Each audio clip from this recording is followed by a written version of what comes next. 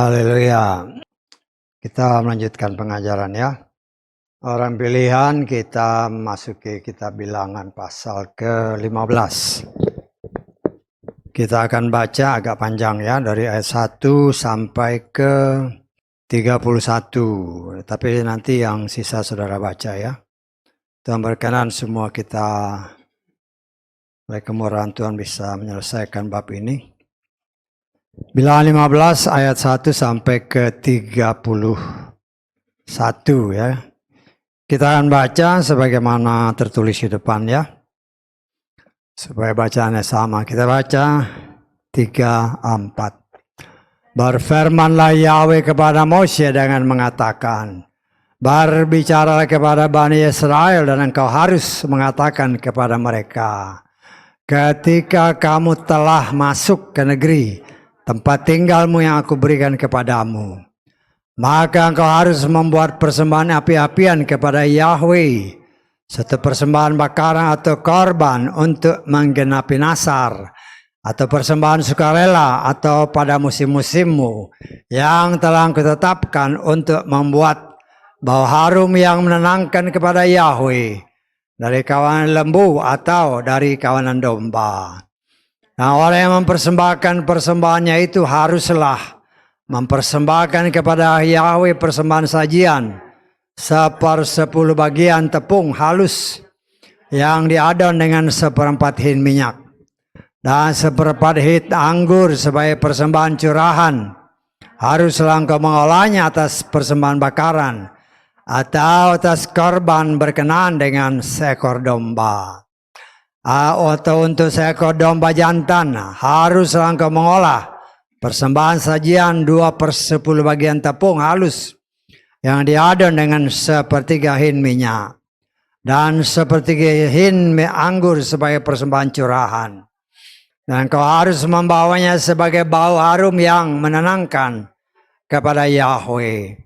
Nanti ketika engkau menjadikan seekor anak kawanan lembu sebagai persembahan bakaran atau sebagai korban untuk menawar suatu nasar, atau sebagai persembahan pendamaian kepada Yahweh, maka haruslah dia mempersembahkan persembahan sajian 3/10 bagian tepung halus yang diadon dengan 1/2 hin minyak untuk seekor anak kawanan lembu itu.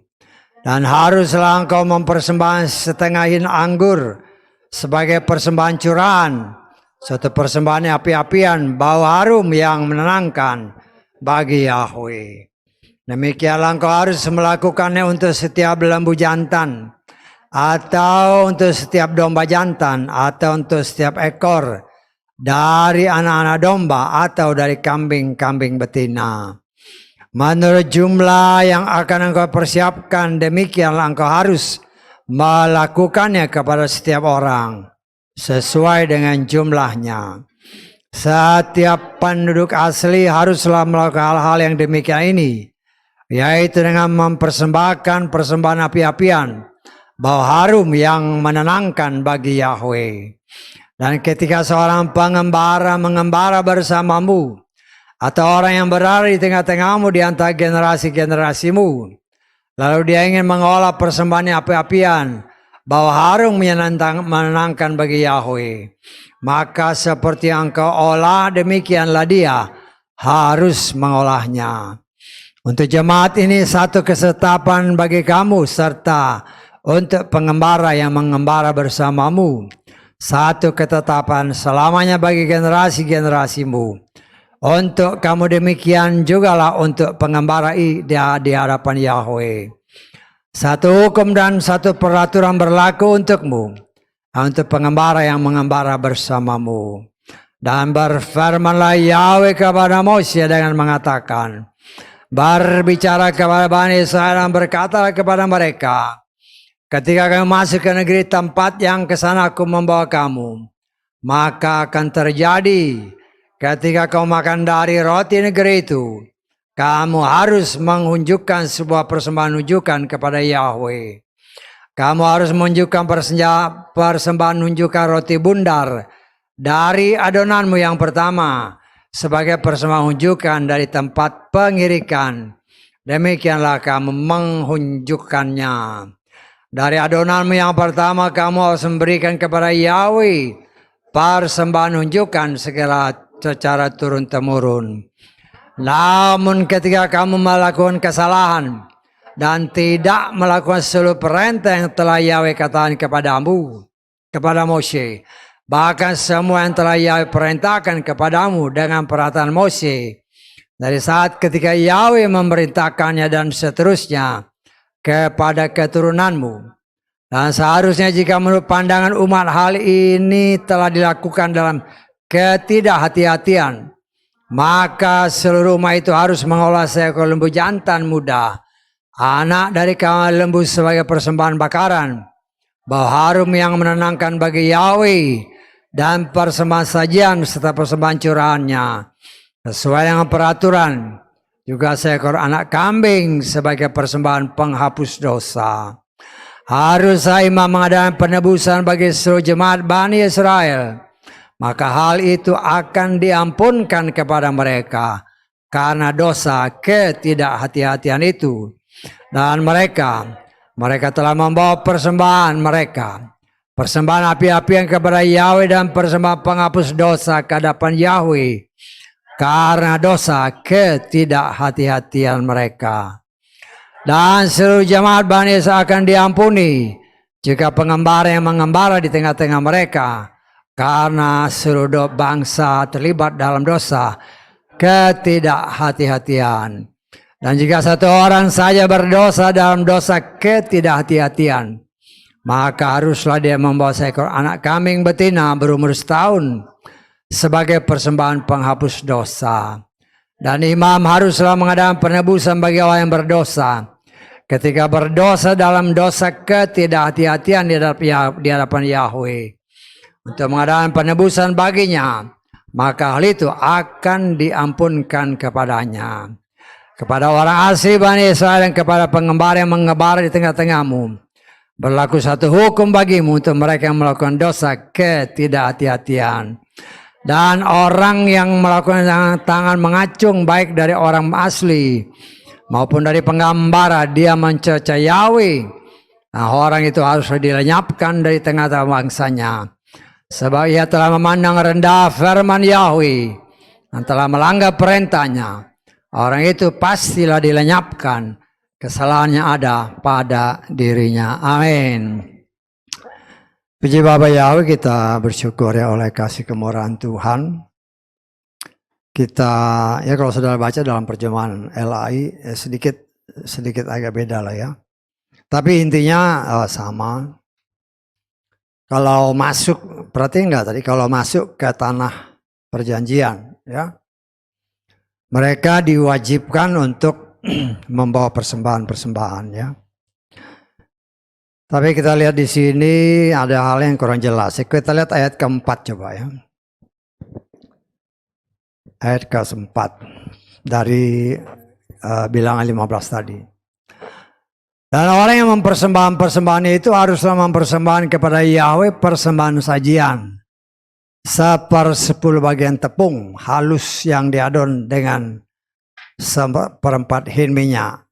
Kita lihat di sini. 1/10 bagian tepung, bagian tepung itu yang gimana? Saya tahu nggak Pak? Ya, tapi di King James juga nggak jelas ya. Coba kita lihat di King James. Then shall he that offered his offering unto the Lord bring a meat offering of 10 dill of flour. Jadi nggak jelas ya. 1/4 itu yang atau 1/10 dari berapa? 1/10 dari 1 kilo, dari 1 liter, kan nggak jelas. Tapi kalau dibaca, kita nggak punya NIV ya. Di NIV itu jelas ya. Yang dimaksud 1/10 takar atau 1/10 bagian itu 1/10 eva ya. 1 eva itu kurang lebih 22 liter, 1 eva. Jadi kalau 1/10 ya kira-kira ya 2 literan ya. Kemudian kalau 1 hin itu kurang lebih 4 liter ya. Jadi ya kita mencoba untuk mengerti itu aturan Tuhan, ya. Dan kita sudah belajar bahwa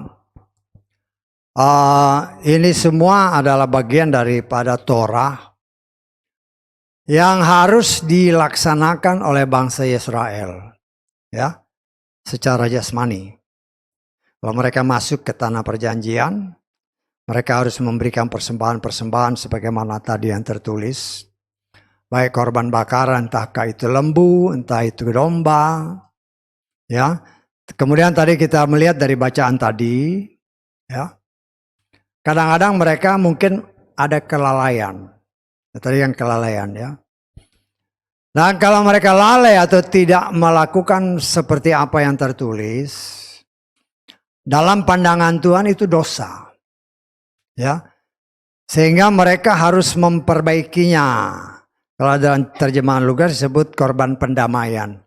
Karena kesalahan yang dari ketidaksengajaan. Ya, jadi mereka seharusnya mempersembahkan sekian, tapi lupa. Tidak sesuai dengan apa yang Tuhan perintahkan. Dalam pandangan Tuhan ya tetap dosa. Ya. Dan kalau itu mereka lakukan dengan tidak sengaja, maka mereka harus memberikan korban pendamaian sesuai dengan aturan-aturan yang tadi kita baca. Ya. Itu bagian-bagian dari ketetapan Tuhan. Tuhan ya kita belajar Torah itu adalah aturan, perintah dan ketetapan Tuhan. Ya. Ya Tuhan sudah atur begini. Nah, mereka harus melakukannya dengan taat. Apabila tidak melakukannya dengan taat, maka dianggap kesalahan. Kesalahan harus dibayar dengan persembahan lagi. Ya. Tetapi apabila itu dilakukan dengan sengaja, ya, dalam terjemahan tadi dikatakan atau dalam terjemahan Lukas, ya, kalau mereka dengan sengaja melakukan kesalahan, sengaja ya, hukumannya dilenyapkan ya. Saya harus katakan Tuhan itu dalam hal ibadah, dia sangat tegas. Ya, dia sangat tegas, salah, kalau nggak sengaja harus bakar korban pendamaian. Tetapi kalau melakukan dengan sengaja, hukumannya mati. Ya, jadi dalam hal ini ya kita belajar bagaimana Tuhan mengajar orang pilihannya. Kalau melaksanakan ibadah kepada Tuhan, jangan main-main. Nah itu bukan saja berlaku bagi bangsa Israel, tetapi juga bagi bangsa kita atau anak-anak adopsi. Ya, walaupun ya semua ini kan seperti yang sudah kita pelajari dalam kitab Ibrani, Torah adalah bayangan. Ya.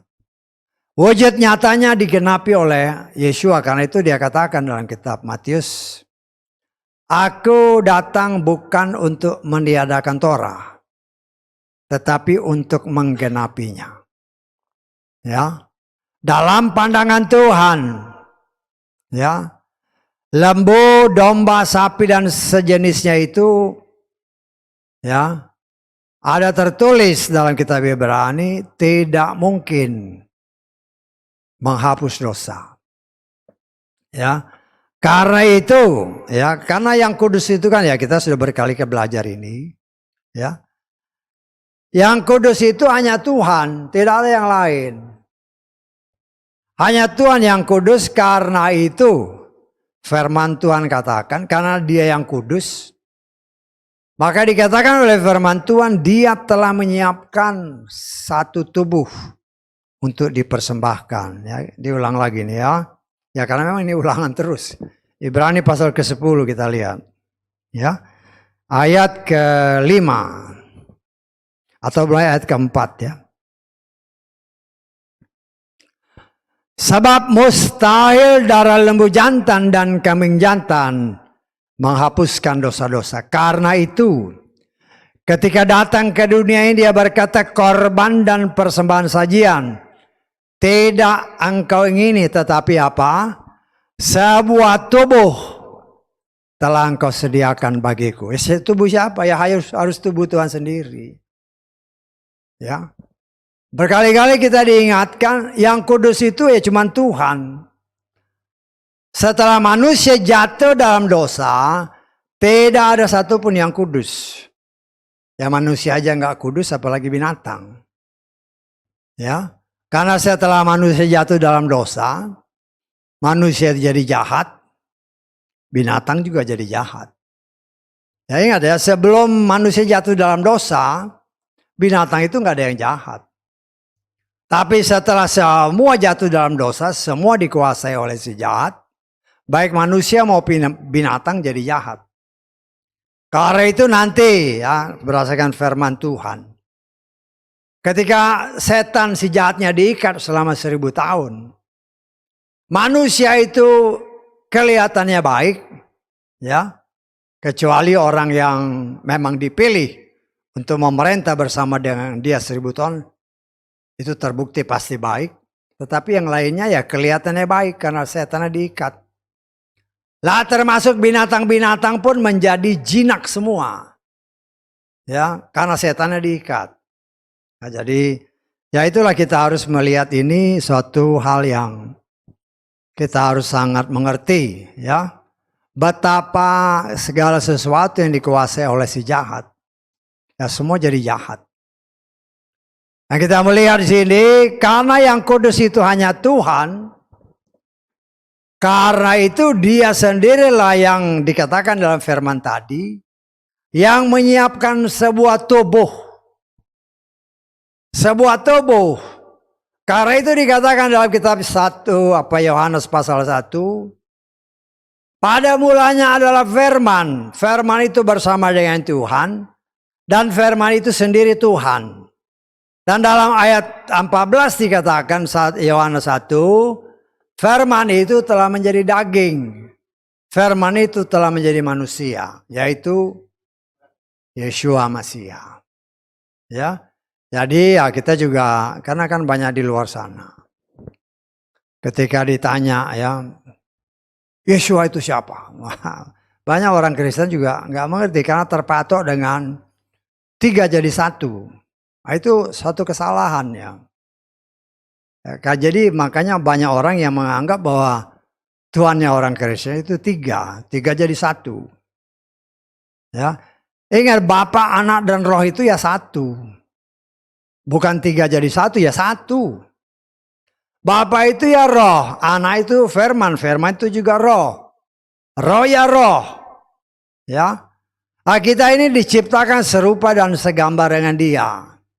Kalau saya boleh mematikan antara Tuhan dengan kita ini juga terdiri dari 3, ada tubuhnya, ada rohnya, ada jiwanya. Saya tanggap. Kan kita diciptakan serupa dengan segambar dengan dia. Atau secitra dengan dia. Tapi bedanya ya, Tuhan itu kalau kita baca di dalam kitab Wahyu ya, dia itu roh yang gak kelihatan. Hanya kalau waktu si Yohanes melihat di singgasana, dia hanya melihat seseorang. Ya, dia itu harus ya karena manusia maunya melihat wujudnya Tuhan. Ya. Roh kan gak bisa kelihatan. Kecuali mata kita ini dicerlikan sama Tuhan, kita akan melihat dia. Karena itu dikatakan oleh firman Tuhan saat ini, 1 Korintus pasal ke-13 kalau kita lihat. Saat ini kita hanya melihat bayang-bayangnya, kita lihat ya. 1 Korintus 13 ayat ke berapa ini? Ayat ke-12. Sebab sekarang kita melihat cermin dengan samar-samar, tetapi kelak muka dengan muka. Sekarang aku mengetahui hanya sebagian, tetapi kelak aku akan mengetahui sepenuhnya. Bahkan sebagaimana aku telah diketahui sepenuhnya. Ya, nanti itu setelah kita. Kalau saudara pernah baca atau kita ya, saya harapkan saudara pernah baca lah ketika di Taman Eden kan. Setelah manusia jatuh dalam dosa kan. Tuhan kan datang ke Taman Eden, mau bertemu dengan Adam dan Hawa. Tetapi Adam dan Hawa bersembunyi. Dan Tuhan memanggil kan, Adam, di mana kamu? Nah, Adam bilang dia takut melihat karena aku telanjang. Ya, artinya Tuhan itu seringkali mengunjungi Taman Eden. Ya, waktu manusia belum jatuh dalam dosa, mereka ya bisa berbicara karena masih memiliki tubuh kemuliaan. Karena itu sekarang ini karena kita belum memperoleh tubuh kemuliaan dan akan mendapatkan tubuh kemuliaan ketika oleh kemurahan Tuhan kita diangkat. Kita tidak lagi melihat dengan samar-samar tapi melihat dia muka dengan muka. Sesuai juga dengan janji dalam kitab Wahyu pasal ke-22 ayat keberapa 4. Coba kita lihat Wahyu pasal ke-22 ayat ke-4 ya. Nah, itulah kemurahan Tuhan, kita saat ini sedang diproses untuk mendapatkan kasih karunia yang luar biasa. Mereka akan melihat wajahnya dan namanya ada pada dahi mereka. Ya, kalau kita rubah dengan nama kita kan. Dan Leo akan melihat wajah Bapa Yahweh. Dan nama Bapa Yahweh ada pada dahi Leo. Saudara sebut di situ juga dengan nama saudara. Ya, jadi kita punya cap cetak. Ini yang ditiru sama setan, pakai cap di tangan sama di mana di dahi kan, sebagaimana yang tertulis. Setan itu peniru ulung ya. Jadi apa yang dilakukan Tuhan, lo itu yang ditiru. Tuhan bilang kepada bangsa Israel, ya, taruh firman itu. Tulis di mana di tangan dan juga tulis di dahi. Itu kan tertulis. Betul, kita lihat di Ulangan ya.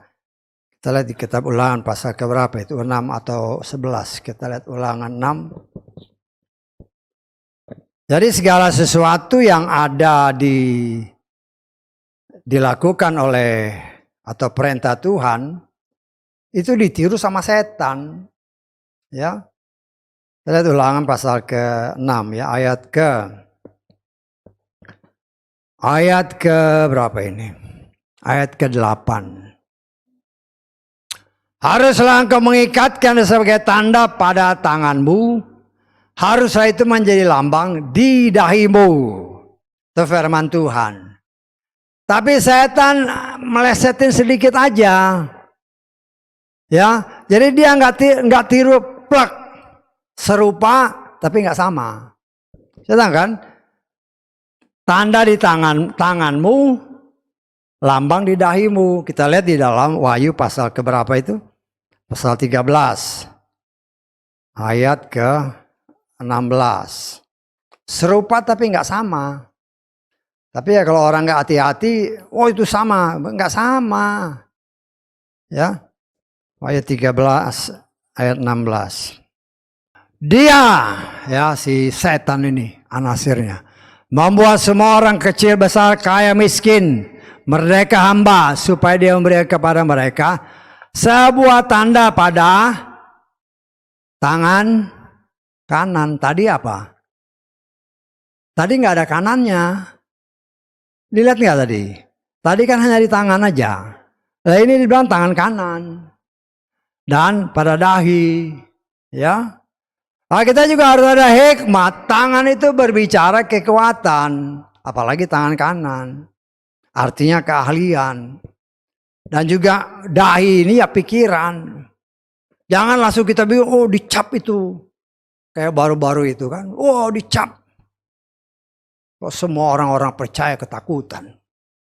Lah ini setelah dia berkuasa baru dicap. Jangan menafsirkan macam-macam. Ini tanda setan lah, banyak orang katanya sih orang pilihan, tapi ketakutan. Ya, nah coba kita lihat di dalam bahasa Inggrisnya ini. Wahyu 13 ayat 16.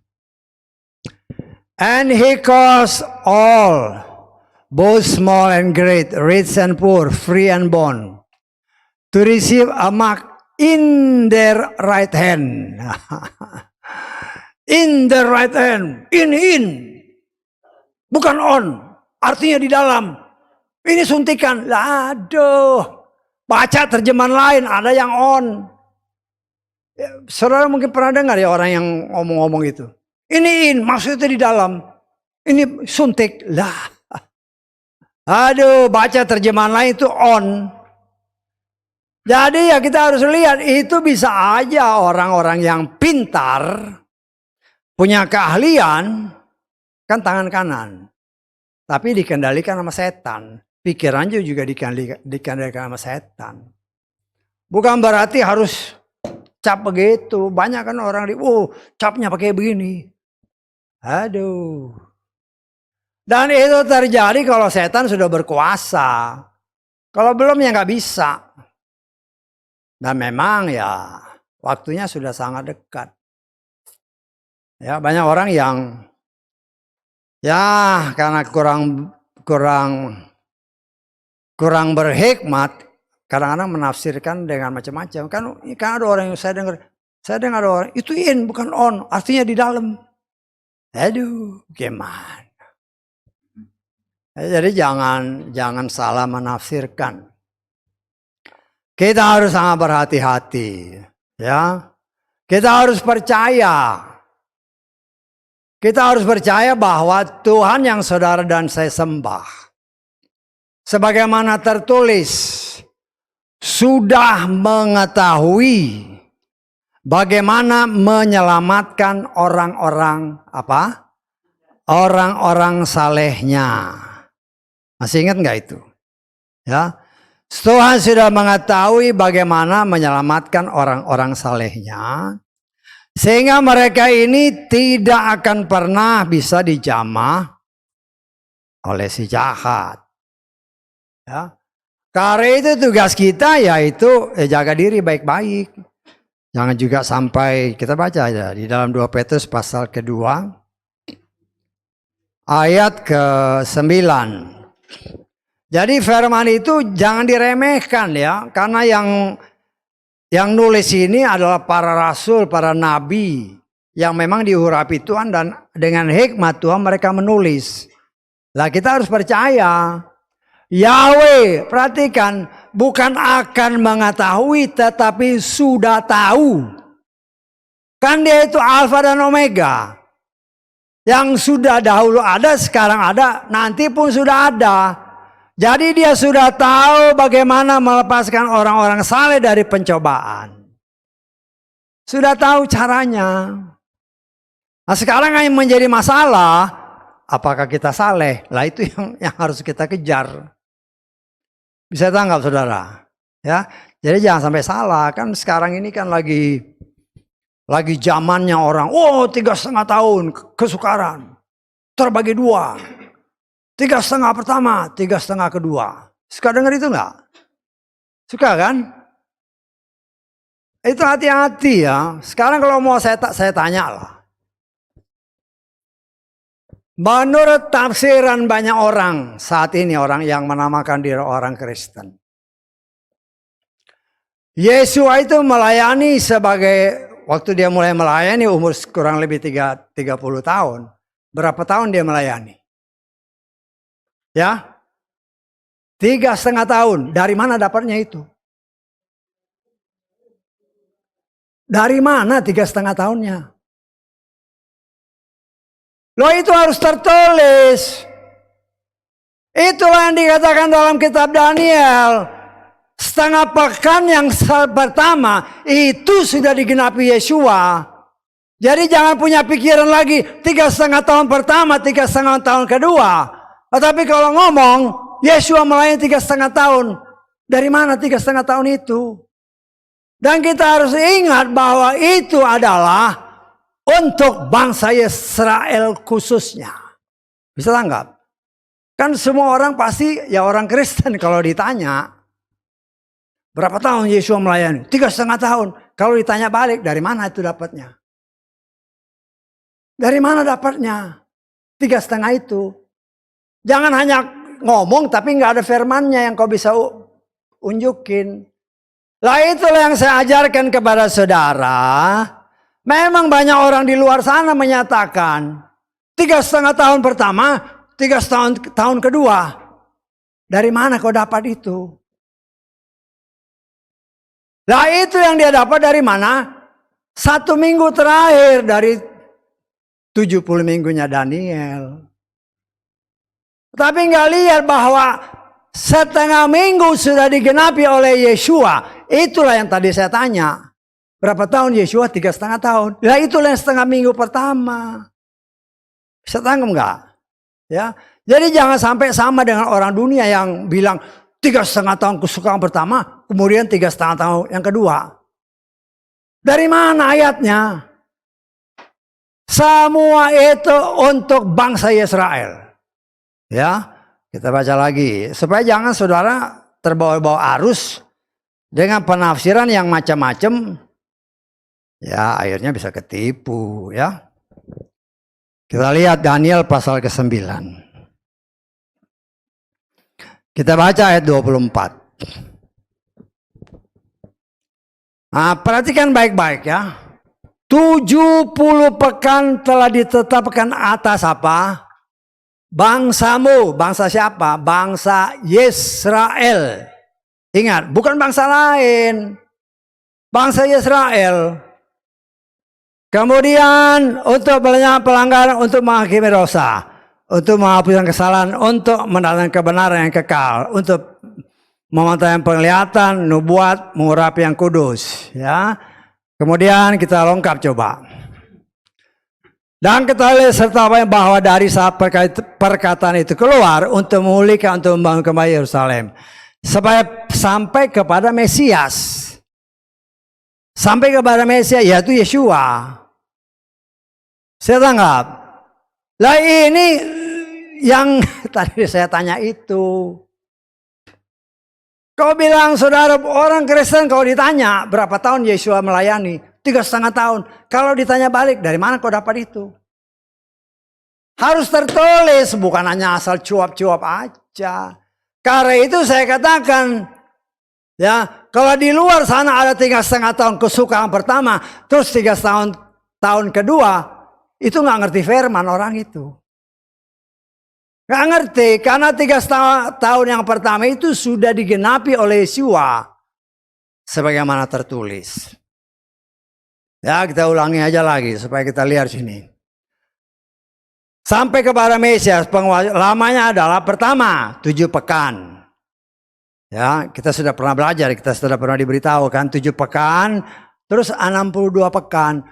7 pekan tambah 62 pekan, baru 69 pekan. Betul? Tadi 70 pekan bangsa Israel. Yang sudah digenapi 69 pertama.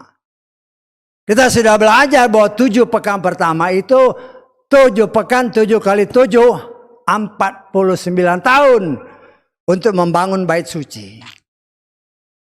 Membangun dan persiapan.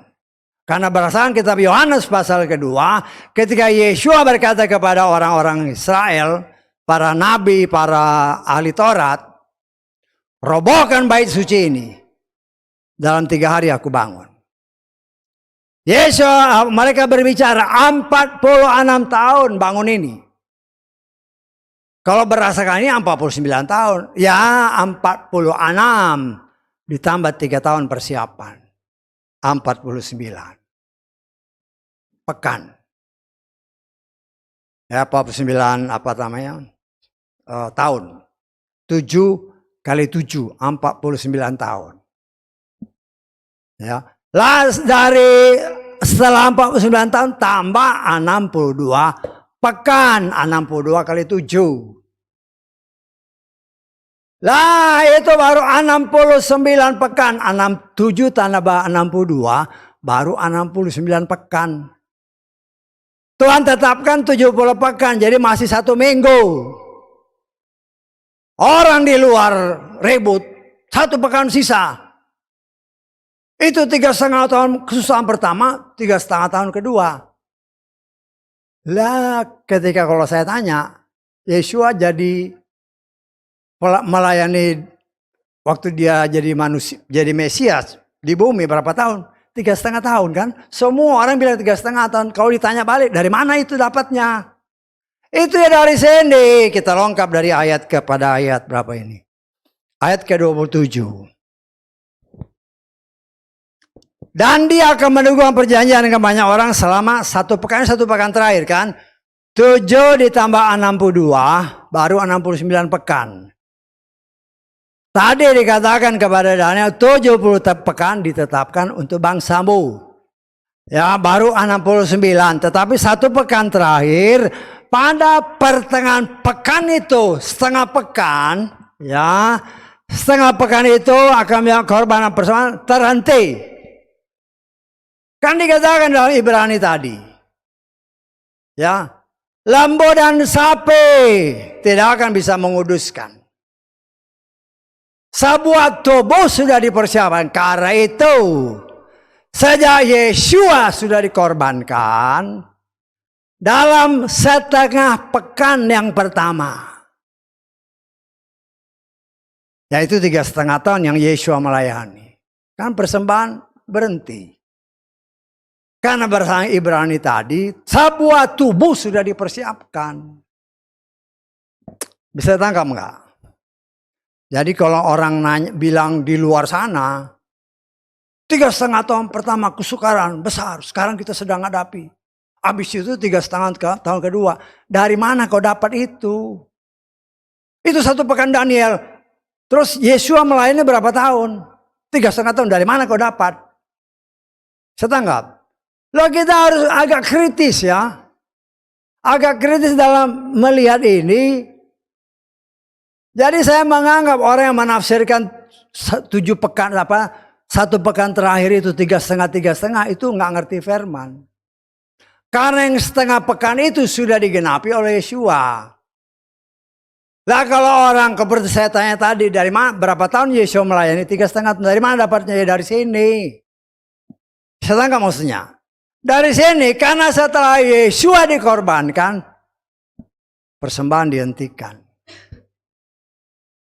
Tetapi setengah pekan yang terakhir, lah itulah yang nanti akan terjadi. Tetapi kita harus ingat, itu untuk bangsa Israel, bukan untuk kita. Tetapi akibatnya bisa melanda manusia seluruh bumi. Karena 3,5 tahun yang terakhir itu setan diberi kuasa. Wah, orang percaya sibuk nyari ladang. Ya, nyari tempat pengungsian. Kau ngumpet di lubang semut sekalipun kalau setan sudah diberi kuasa. Kalau kau mengandalkan kekuatan kepintaran, kau binasa. Saya tidak mengajarkan seperti itu ya. Tetapi sebagaimana apa yang tertulis dalam kitab Petrus tadi. Kalau engkau dan saya hidup saleh sebagaimana firman Tuhan. Maka sebagaimana tertulis. Ya. Gerejanya akan diungsikan oleh Tuhan. Sesuai dengan apa yang tertulis dalam kitab apa? Wahyu pasal keberapa? 12. Ya, jadi ya, yang diimani itu yang janji Tuhan buat kita. Tapi ya syaratnya saleh apa enggak kan gitu. Kita lihat Wahyu 12 ayat kita baca mulai ayat ke-5 lah, 5 dan 6. Dan dia melahirkan seorang anak laki-laki yang akan segala menggembalakan segala bangsa dengan tongkat besi. Dan anak wanita itu dibawa kepada Elohim dan tahtanya. Yeshua sudah terangkat. Kemudian apa itu disebut? Wanita itu gereja. Wanita itu melarikan diri ke padang gurun di mana? Di mana dia mempunyai suatu tempat yang apa? sudah disiapkan oleh Elohim. Tuhan sudah siapkan tempat bagi gerejanya. Tuhan sudah mengetahui bagaimana menyelamatkan orang pilihannya, kata suratan Petrus. Bukan mencocok-cocokkan, tapi kita mengimani itu. Ya. Karena itu kita harus benar-benar melakukan firman Tuhan sebagaimana tertulis. Apa yang saudara dan saya baca tadi. Kalau salah, engkau harus perbaiki. Harus ada korban pendamaian. Tetapi kalau engkau sengaja berbuat dosa, ada tertulis Amsal 13 ayat 13. Siapa yang meremehkan firman akan dibinasakan. Tetapi siapa takut pada perintah, dia akan dipahalai. Tuhan itu setia sama firman-Nya. Saudara dan saya diajar, dididik oleh Dia melalui firman-Nya dengan pertolongan Roh Kudus supaya kita mengerti, dan Tuhan itu serius dalam hal ibadah. Tadi dikatakan sengaja engkau berbuat dosa, genaplah Amsal ini. Meremehkan, sengaja kan berarti meremehkan. Meremehkan firman Tuhan binasa. Loh, kalau meremehkan firman Tuhan berarti tidak hidup saleh. Kalau tidak hidup saleh, jangan harap selamat. Firman itu, Tuhan itu setia sama firman-Nya sendiri. Karena itu kita harus belajar dengan sungguh-sungguh. Mengerti firman Tuhan dengan sungguh-sungguh. Bisa aja kita tanya, kan Tuhan itu Maha Kasih, kenapa kok tegas sekali? Lah, kita baca di dalam Pengkhotbah ya, kita lihat ya. Pengkhotbah pasal ke berapa itu? Pasal ke-8 kalau nggak salah saya ya. Pengkhotbah pasal ke-8. Ya, ayat ke-11. Oleh karena hukuman atas perbuatan jahat tidak segera dijalankan, maka hati anak-anak manusia dipenuhi kecenderungan untuk berbuat jahat. Ya, sudah melakukan kejahatan, tidak langsung mendapatkan penghukuman, akhirnya menjadi semakin jahat. Karena itu Tuhan kasih lihat salah tanpa minta ampun, langsung dihukum sama Tuhan. Supaya apa? Supaya anak manusia sadar bahwa Tuhan itu nggak main-main masalah ibadah. Banyak hal yang sudah kita diberikan dalam hal ibadah, tapi pembelaan kan Tuhan Maha Kasih. Ya iya, memang Tuhan Maha Kasih. Kau main-main sama Tuhan ya hati-hati ya. Kadang kita sudah diingatkan.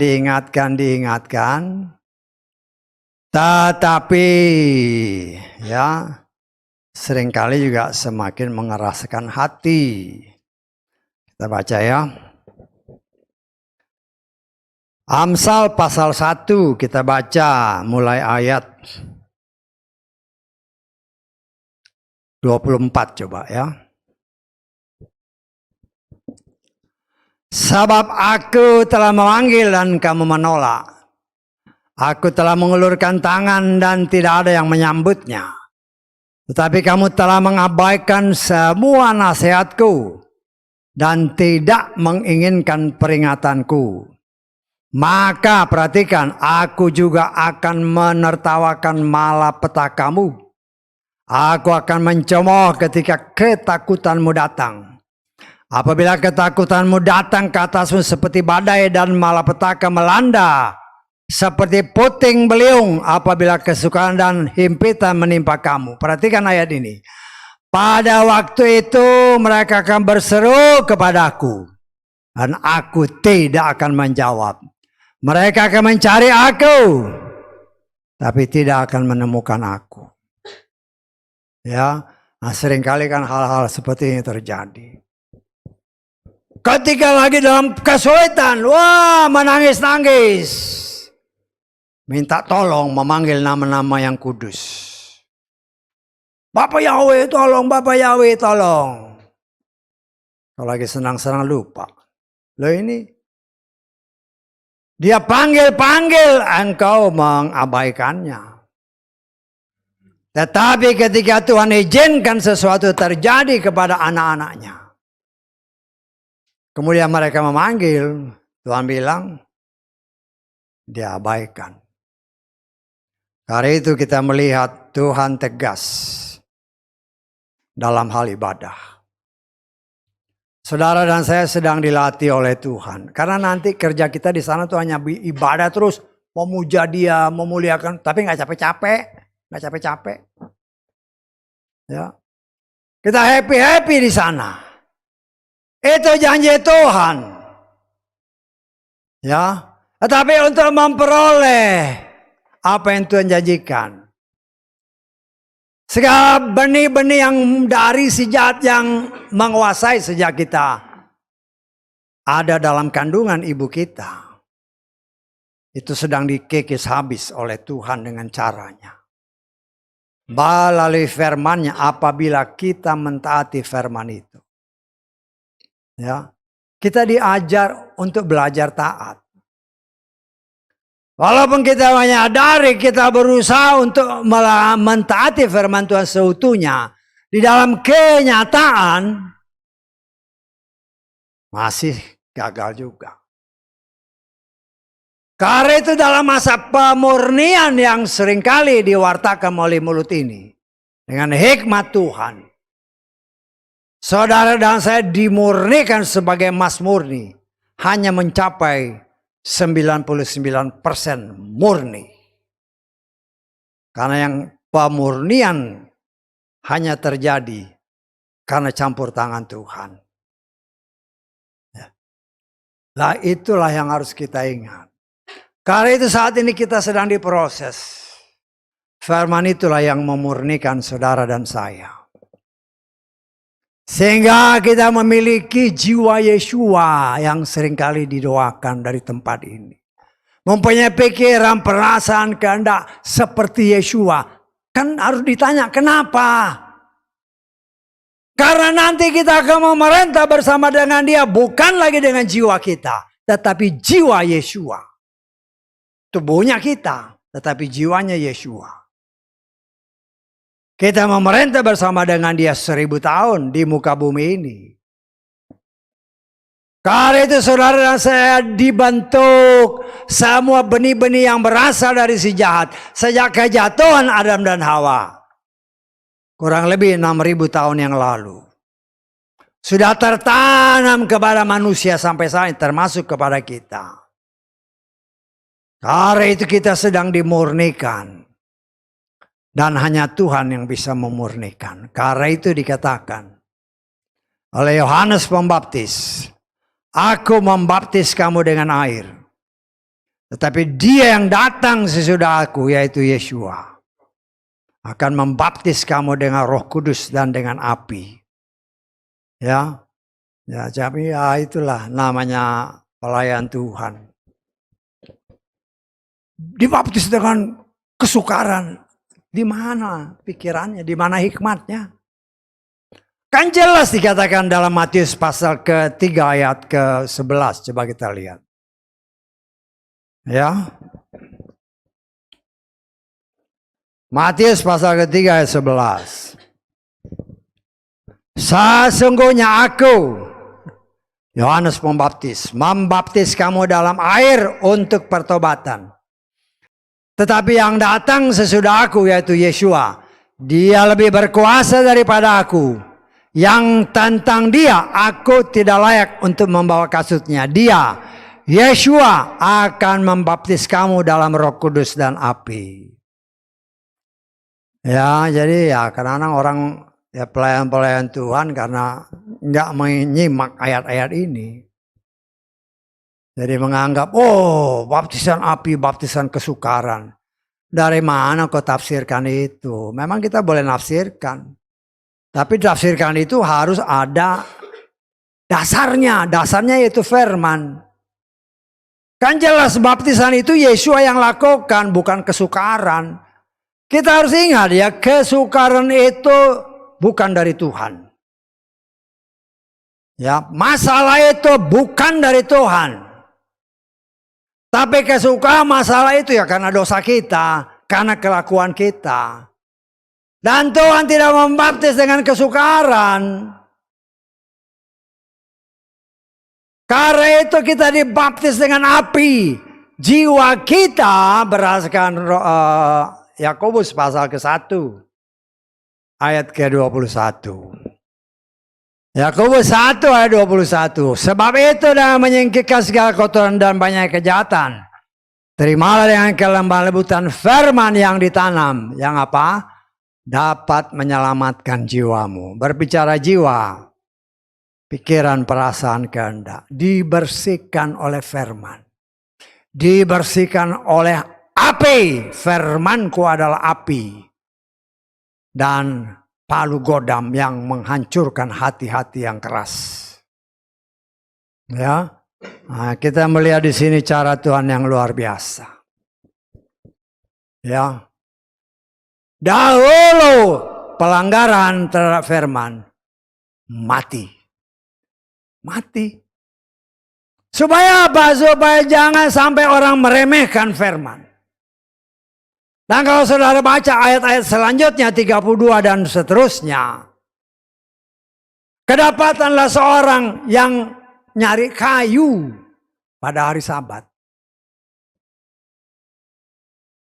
Ya. Mose nanya sama Bapak Yahweh, apa yang harus dilakukan terhadap orang ini? Tuhan setia kepada firman-Nya, rajam dia. Sampai mati. Kita baca ayat selanjutnya tadi ya. 32 ya 32 sampai ke 36. Sementara Bani Israel berada di padang gurun, mereka apa? Mendapati seseorang yang sedang mengumpulkan kayu bakar, kayu pada hari Sabat. Kemudian mereka membawa orang yang mereka dapati sedang mengumpulkan kayu itu kepada Mose dan Harun dan kepada segenap umat. Mereka menempatkan dia dalam pengawasan karena belum dinyatakan apa yang harus dilakukan terhadap orang itu. Maka berfirmanlah Yahweh kepada Mose, orang itu pastilah dihukum mati. Seluruh umat harus melempari dia dengan batu di luar perkemahan. Lalu seluruh umat membawa dia keluar dari perkemahan dan melempari dengan batu, sehingga dia mati seperti yang telah Yahweh perintahkan kepada Mose. Ya, Tuhan setia kepada firman-Nya. Tuhan mau saudara dan saya beribadah dengan hormat dan takut. Beribadah artinya melakukan semua aturan, perintah, dan ketetapan Tuhan dengan benar. Ya, walaupun ada juga pelayan-pelayan Tuhan, kalau datang ibadah, jangan kayak orang takut, nggak usah takut sama Tuhan. Aduh, mulut-mulut seperti ini yang harus diberi pelajaran oleh Tuhan. Kan jelas firman Tuhan bilang, beribadahlah dengan hormat dan takut. Bukan takut seperti takut sama setan, tidak. Takut dan gentar artinya beribadah dengan sungguh-sungguh. Kita datang ibadah itu karena Tuhan mau membersihkan saudara dan saya. Supaya kita didapatinya tubuh, roh, dan jiwa ini dibersihkan seutuhnya oleh firman. Sehingga didapati tidak bercacat celah. Karena itulah kehendak Tuhan. Ya, nah, kita sangat mengucap syukur ya. Kalau saudara baca ayat-ayat selanjutnya, kita baca aja lah ayat ke-37. Berfirmanlah Yahweh kepada Mose dengan mengatakan, berbicara kepada Bani Israel, haruslah engkau mengatakan kepada mereka bahwa mereka harus membuat jumbai pada ujung-ujung baju mereka. Turun-temurun haruslah mereka memberikan benang berwarna nila pada jumbai di ujung-ujung baju mereka. Dan akan terjadi kepadamu ketika kamu melihat kepada jumlah itu, maka dia akan mengingatkan kamu kepada semua perintah Yahweh agar kamu melakukannya. Sehingga kamu tidak akan mencari seturut hatimu dan seturut matamu, karena menuruti mereka kamu berlaku sebagai pelacur. Supaya kamu mengingat dan melakukan seluruh perintahku dan menjadi kudus bagi Elohimmu. Akulah Yahweh Elohimmu yang telah membawa kamu keluar dari tanah Mesir untuk menjadi Elohimmu.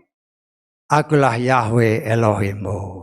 Ya, ini yang dikenal oleh orang-orang, khususnya penyembah Yahweh, bernama Talit. Ya, seperti yang pernah seringkali dikatakan, 10 perintah yang ditulis Tuhan dengan jari tangan Tuhan,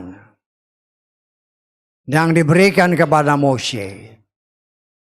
Kemudian Tuhan menjelaskan secara detail selama 40 hari, 40 malam bagi Moshe di atas gunung Tuhan sana. Dari seluruh penjelasan itu, ya, sebagaimana tertulis dari kitab Kejadian sampai ke kitab Ulangan, ya,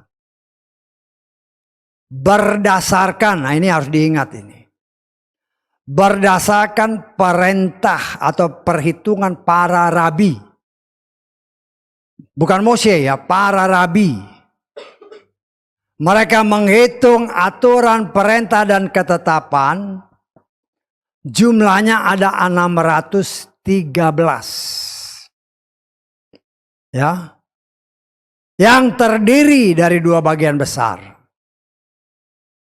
Ada perintah positif, kasihilah Tuhan dengan segenap jiwamu, hatimu, dan seterusnya.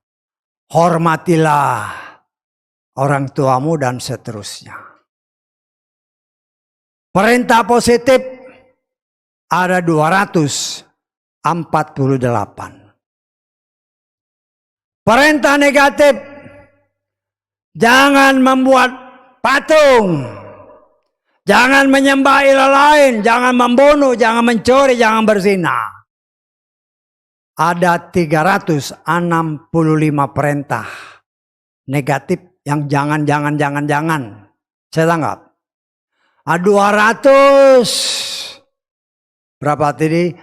48 ditambah 365 sama dengan berapa coba?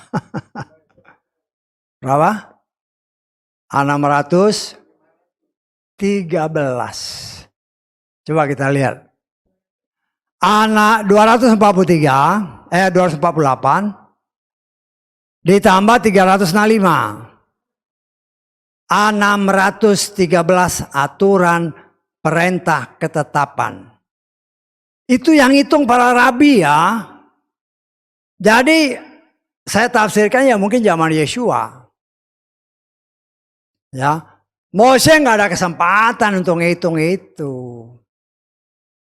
Karena itu di dalam talit yang sering dibikin, yang kita banyak kenal itu, dibuatlah jumlahnya 613.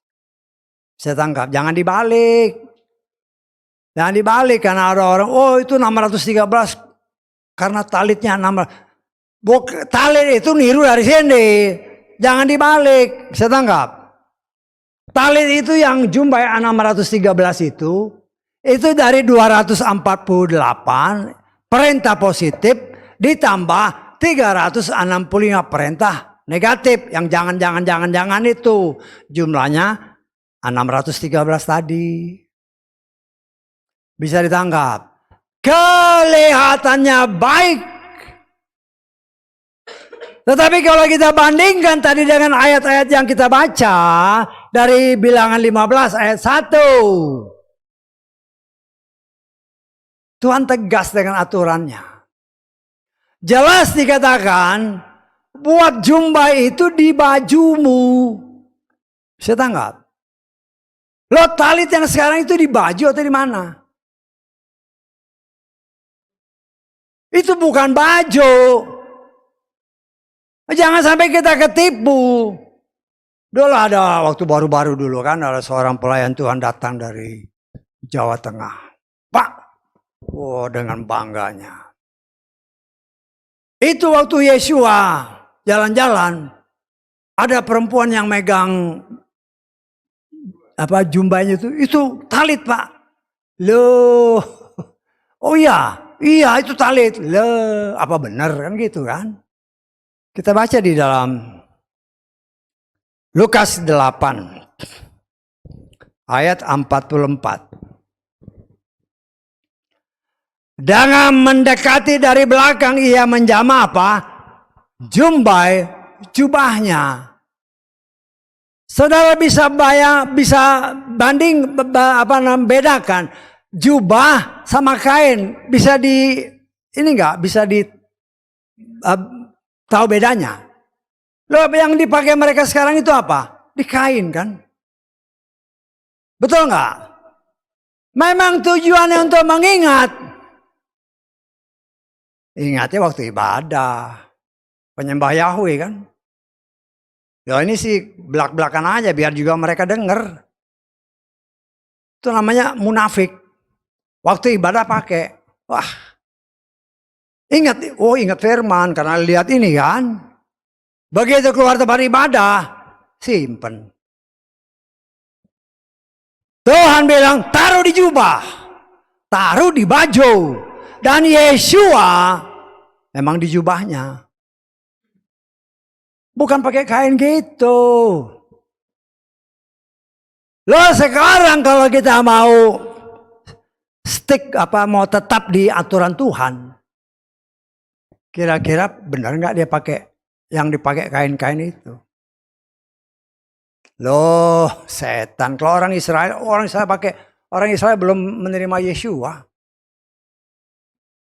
Kita sudah belajar bahwa apa yang ditulis Torah adalah bayangan yang sudah digenapi oleh Yesua. Dikatakan dalam bilangan tadi ayat ke 39 bilangan 15. Ayat 39. Akan terjadi kepadamu apa? Ketika kamu melihat jubah itu, dia akan apa? Mengingatkan kamu akan apa? Semua perintah Yahweh. Ini sudah digenapi oleh Yesua dengan Roh Kudusnya. Yohanes 14 ayat ke-26. Jubah itu untuk kita ingat firman. Kenyataannya orang Yahudi juga nggak ingat firman. Ya, orang-orang yang sekarang pakai jubah itu, tali-tali itu, ingat firman hanya waktu ibadah. Kelihatannya keren. Waduh. Ya. Padahal kalau kita mau jujur sama Tuhan, mereka datang pakai itu untuk kasih lihat sama Tuhan pemberontakannya. Bisa nggak maksud saya? Memperlihatkan kepada Tuhan, dia pikir dia melakukan yang benar. Tuhan bilang pakai di baju, bukan di kain.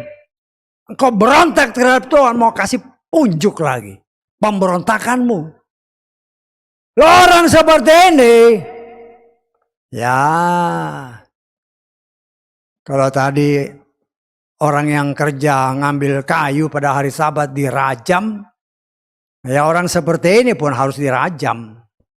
Karena dia meremehkan firman Tuhan. Tuhan bilang taruh di baju ya. Dia taruh di kain. Karena kalau di kain, keluar ibadah, dibuka. Jadi nggak kelihatan. Jadi lupa firman. Jadi ingat firman itu hanya waktu ibadah. Ya. Lo bukan lagi waktunya main-main. Karena itu Yohanes 14 ayat ke-26 kita lihat. Namun penghibur yakni Roh Kudus yang akan Bapa utus dalam namaku. Perhatikan ini. Dia akan mengajar kamu segala sesuatu dan apa? Mengingatkan kamu segala sesuatu yang telah kukatakan kepadamu. Tuhan ganti jumpa itu dengan Roh Kudusnya. Supaya kemanapun engkau pergi, engkau ada di badan, engkau lagi mandi, Roh Kudus ada dalam hatimu. Dan engkau akan ingat selalu firman Tuhan. Tujuannya hanya untuk mengingat. Ya, tapi kan sekarang orang waduh. Dulu baru-baru kan waduh. Saya kalau nggak pakai ini nggak boleh naik mimbar. Loh, ada nggak ayatnya? Karena nggak ngerti firman. Namanya jemaat yang kelihatannya juga gampang dibodohin. Melihat gembalanya pakai itu. Padahal memperlihatkan. Atau saya boleh menafsirkan. Gembala-gembala yang pakai itu. Mau kasih lihat kepada jemaat. Dia memberontak terhadap firman. Karena firman Tuhan katakan. Buat jubah itu di bajumu. Bukan di kain. Kecuali kau nggak tahu bedakan antara kain dengan baju. Ya, bisa ditangkap saya. Kecuali kalau engkau tidak bisa membedakan mana kain, mana baju. Tetapi kalau namanya manusia normal, harusnya ngerti. Mana baju, mana kain. Ya. Tetapi kenyataannya, penyembah Yahweh kelihatannya sih keren. Tetapi ya kalau saya boleh gambarkan, Tuhan sedih melihat orang-orang ini. Kau tidak sadar, kau berontak terhadap firman. Padahal Yesua sendiri berkata, jumbai jubahnya. Bukan kain, bukan selempang. Tetapi di jubahnya. Loh, hal-hal seperti ini. Yang Tuhan mau pulihkan semua. Karena itu dia beri Roh Kudus. Supaya kita bukan saja diingatkan akan semua firman. Tetapi kita oleh Roh Kudus diajar. Kan tadi dibilang. Roh Kudus itu yang mengajar kita supaya kita ngerti firman. Supaya kita bisa membedakan mana kain, mana baju. Bukan seturut keinginan kita sendiri. Tetapi sesuai nggak kehendak Tuhan. Ya, jadi hati-hati pelayan-pelayan Tuhan yang dengan gagahnya pakai kain. Sesungguhnya engkau kasih lihat bahwa engkau berontak terhadap firman. Loh, kita fair-fair aja. Saya sebagai pelayan Tuhan, saya harus berani katakan. Bukan lagi zamannya untuk ya harus ada hikmat. Hikmat justru kasih tahu engkau memberontak terhadap firman. Baca firman Tuhan yang benar. Sehingga jangan kita asal-asalan. Karena Tuhan itu kan tadi jelas dikatakan. Dalam soal ibadah Tuhan itu tegas.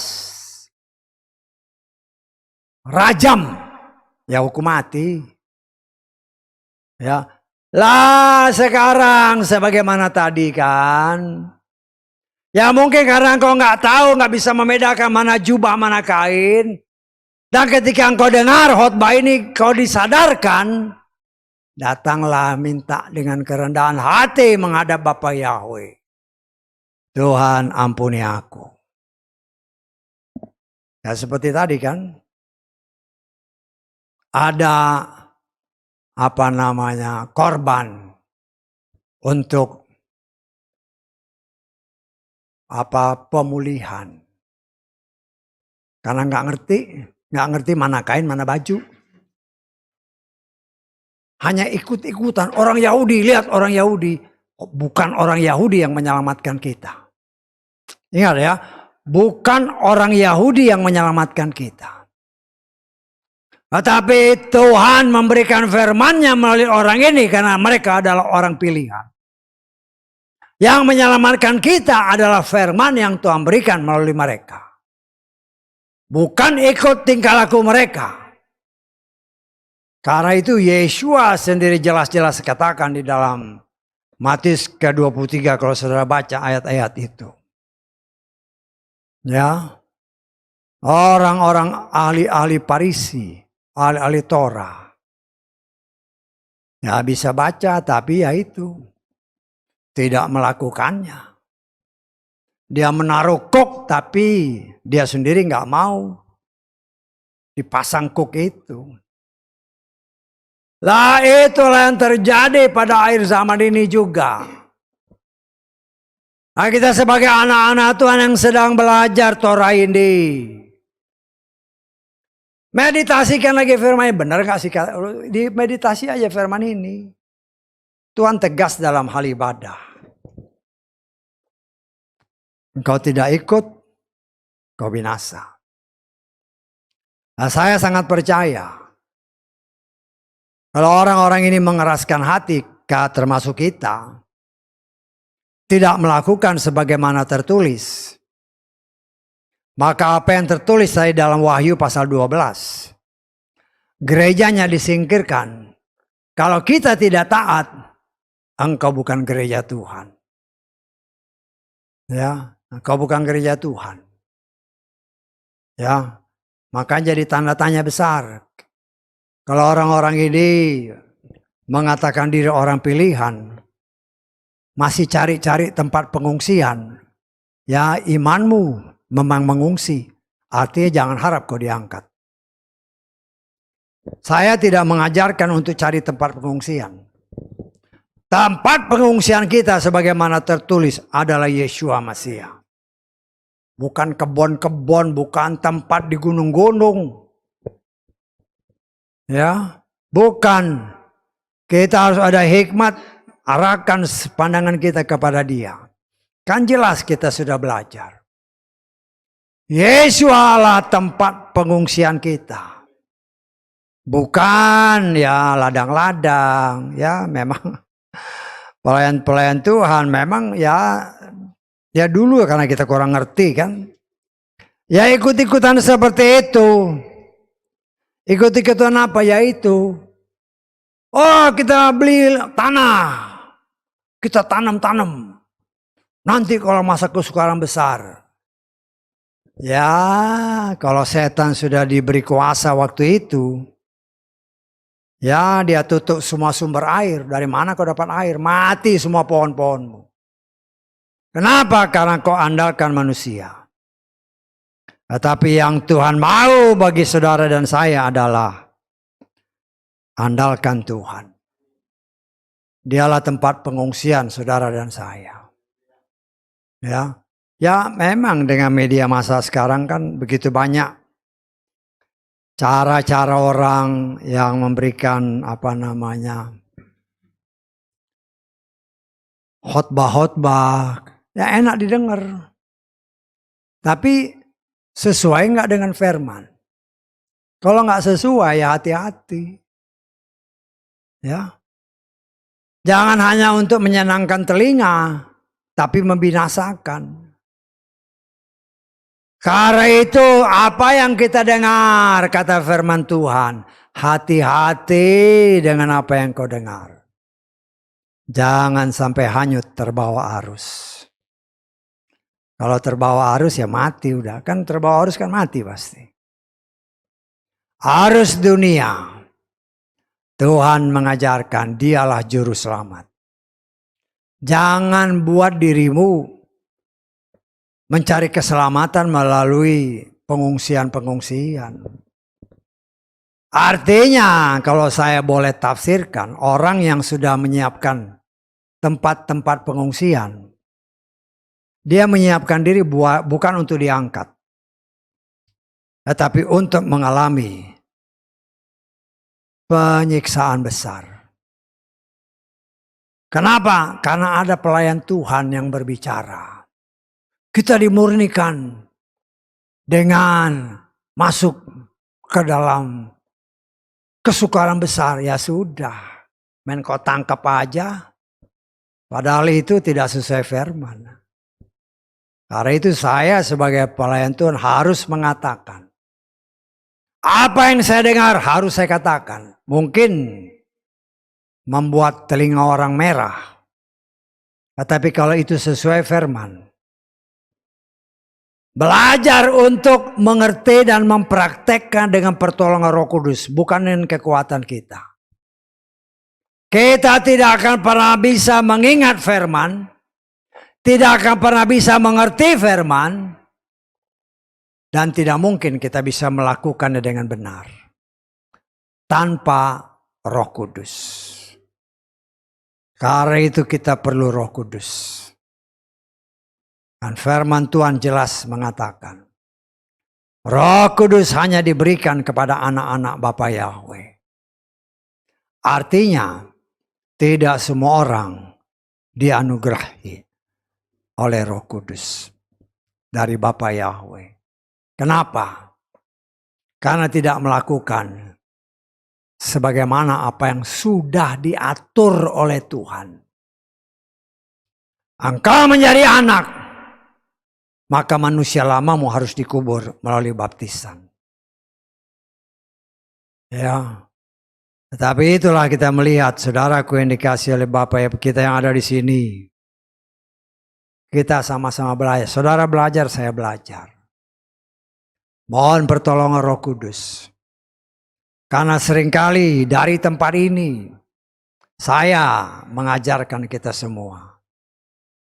Berdoa mohon Roh Kudus menyempurnakan rangkaian ibadah kita. Rangkaian ibadah artinya puji-pujian penyembahan kita, doa-doa kita, pembacaan-pembacaan kitab suci, maupun pelayan-pelayan kita disempurnakan. Karena saya percaya melalui rangkaian ibadah ini, Dia oleh kasih karunia-Nya, kita iman percaya kita semakin dipercepat menuju kepada kesempurnaan.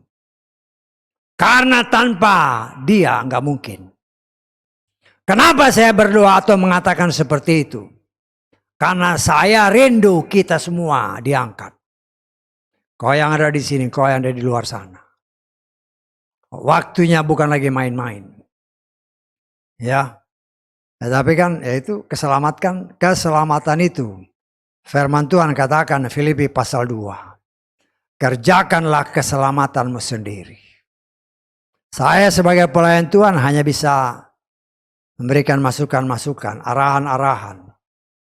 Di samping saya sendiri pun harus berjuang. Karena saya mau selamat. Saya mau selamat dan saya rindu untuk diangkat. Ketika sangkakala berbunyi kelak. Saya tidak bisa nolong saudara, nggak bisa. Yang bisa menolong kita hanya diri kita sendiri dengan pertolongan Roh Kudus. Karena itu ya berusaha. Ya. Dan bagi Tuhan kita memang punya kemampuan yang sangat terbatas. Kita punya kemampuan terbatas dan itu Dia tahu.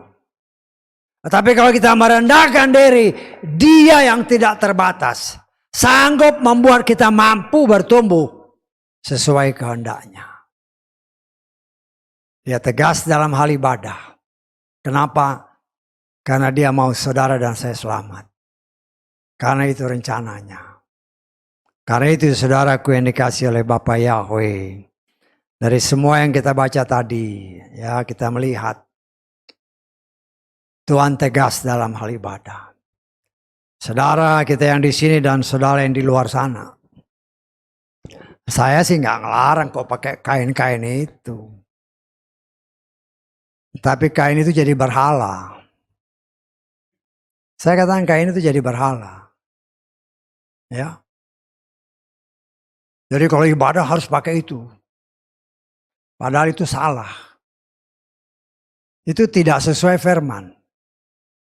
Kalau kau pakai itu waktu ibadah, engkau mau kasih lihat sama Tuhan kebodohanmu sendiri. Karena engkau tidak mengerti firman. Ya kalau mau, ini kan dari Israel, ya pajang aja di rumahmu lah. Taruh di dinding rumahmu. Ya, walaupun itu salah ya pakai di dinding gak masalah lah. Jangan kau pajang kau bawa ke tempat ibadah seolah-olah mau kasih lihat sama Tuhan kebodohanmu karena engkau nggak ngerti firman. Bisa nggak maksud saya? Ya, saya nggak larang mau pakai, kan banyak orang yang pakai atribut Yahudi, nggak jadi masalah buat saya. Asal kau ngerti, ya. Jangan sampai make tapi nggak ngerti, ya. Jadi kita harus ada tertulis, mengertilah kehendak Tuhan dengan benar. Kehendak Tuhan itu apa? Pengudusanmu. Bagaimana kita kudus? Hanya mentaati firman. Bagaimana mentaati firman? Dengan pertolongan Roh Kudus. Bukan dengan kekuatan kita. Karena itu, ya, saudara yang sudah dibaptis dengan benar, dengan cara yang benar dan dengan orang yang benar, percayalah Roh Kudus sudah dianugerahkan kepadamu, kepada kita semua. Hanya masalahnya, apakah kita mendiamkan Roh Kudus seperti para murid mendiamkan Yesua di dalam perahu? Nanti ada masalah, baru dibangunin. Sama seperti Amsal 1 tadi. Waktu senang-senang, lupa Roh Kudus. Masalah datang, baru ingat Roh Kudus. Tapi Tuhan bilang, orang yang seperti ini tidak dikenannya.